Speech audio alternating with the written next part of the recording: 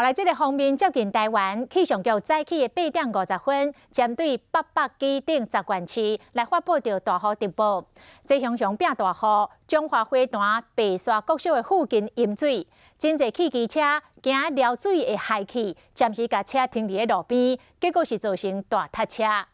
这波的方面将会伫台湾的上空南北来刷动，嘛会伴随着地灾性的瞬间的大雨，这影响台湾的时间超过1礼拜。早起向阳落一阵大雨，造成中华县花坛乡白沙国小附近淹水，有一台车未付险，直接就往有积水的所在驶过，有桥倒摆人掉伫半路袂顶袂动，佫捌造成大塞车。有民众看到车路积水，就赶紧驾驶业的出来清排水坑。 迄无效啦，迄个